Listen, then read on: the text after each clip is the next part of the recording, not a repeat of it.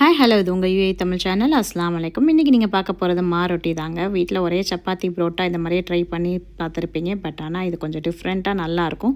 கண்டிப்பாக இதை ட்ரை பண்ணுங்கள். இதுக்கு வந்து நம்ம புட்டு மாவு, அரிசி மாவில் புட்டு மாவுன்னு இருக்கும்ல, அது வந்து நார்மல் டபுள் ஹார்ஸ் எதாக இருந்தாலும் ஓகே. அதில் வந்து 2.5 கப் எடுத்திருக்கேன். அதுக்கப்புறம் வந்துட்டு 1.5 கப், அதுக்கு பாதி வந்து இடியாப்ப மாவு, அரிசி மாவில் இடியாப்ப மாவு அதை எடுத்துக்கணும். அப்புறம் உப்பு தேவையான அளவு போட்டுக்கணும். இது நான் செய்கிறது வந்துட்டு 18 புரோட்டா கிட்ட வரும், அந்த அளவு தான் இது. தேங்காய் பூ வந்து ஒரு அரை மூடி தேங்காய் வந்து அரைச்சி துருவலாக சேர்த்துக்கோங்க. அப்புறம் சுடுதண்ணி போட்டு தான் மிக்ஸ் பண்ணணும். நல்லா கொதிக்க வச்ச தண்ணி, இடியாப்பம் எப்படி நம்ம பிசைவோமோ அதே மாதிரி கொதிக்க வச்ச தண்ணி வச்சு பிசையணும். கொஞ்சம் கொஞ்சமாக பாகமாக எடுத்து கூட கையால் கொஞ்சம் ஆறினோடனே நல்லா இந்த மாதிரி பிசைஞ்சிக்கோங்க.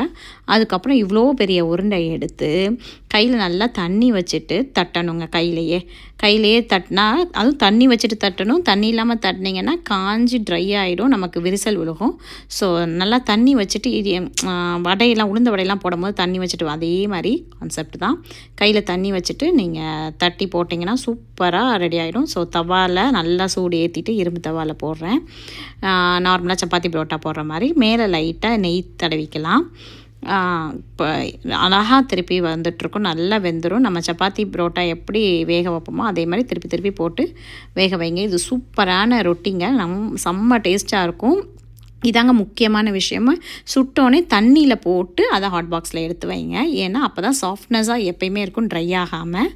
அதனால் கண்டிப்பாக சுட்டோன்னே தண்ணியில் போடுங்க. இன்னொரு தடவை நான் இதை எப்படி தட்டுறதுன்னு காமிக்கிறேன். கையில் தண்ணி தொட்டுக்கோங்க. தொட்டுட்டு நல்லா இப்படி மாற்றி போடுங்க. அழகாக வந்துடும். ரொம்ப விரிசல்லாம் விழுகாது தண்ணி வச்சு நீங்கள் பண்ணும்போது. தண்ணிலாம் ட்ரை ஆயிடுச்சுன்னா நமக்கு வந்துட்டு உடைய ஆரம்பிச்சிடும். ஸோ அதனால் இப்படி போடுங்க. ரொம்ப ஃபேமஸ்ங்க ரொட்டினா. அது மாதிரி டேஸ்ட்டாக இருக்கும். ஒரு டின்னர் வந்து இப்படி டிஃப்ரெண்ட்டாக நீங்கள் சாப்பிட்லாம், ஒரே சப்பாத்தி புரோட்டாவே சாப்பிட்டுட்டு இருக்கிறதுக்கு. இப்போ நான் ஒரே தவாலே 3 போட்டு டக்குன்னு வேலையை முடிச்சிடலாம். ஸோ ஷேப் கரெக்டாக வேணும்னா அந்த பவுல் அந்த மாதிரி வச்சு கட் பண்ணி வேணால் போடுங்க. இதாங்க முக்கியமான டிப்ஸு. தண்ணியில் போடணும். அதுக்கப்புறம் இதுக்கு வந்து இந்த சட்னி தாங்க செம்ம காம்பினேஷனாக இருக்கும். கருவேப்பிலை வந்து ஒரு கப் அளவுக்கு எடுத்துக்கோங்க. அப்புறம் ஒரு எலுமிச்சை சைஸ் வந்து புளி, 2 வத்தல், தேங்காய் வந்து அரை மூடி தேங்காய், இதெல்லாம் போட்டு நல்லா வறுத்துக்கோங்க கோல்டன் ப்ரௌனாக.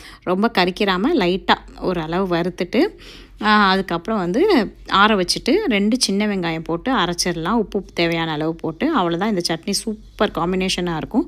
ஸோ ரெடி ஆயிடுச்சு ரொட்டி. எவ்வளோ சாஃப்டாக இருக்குது பாருங்கள். அந்த தண்ணியில் போடுறனால தான் இந்த சாஃப்ட்னஸ் நீங்கள் எப்போ சாப்பிட்டாலும் இருக்கும்.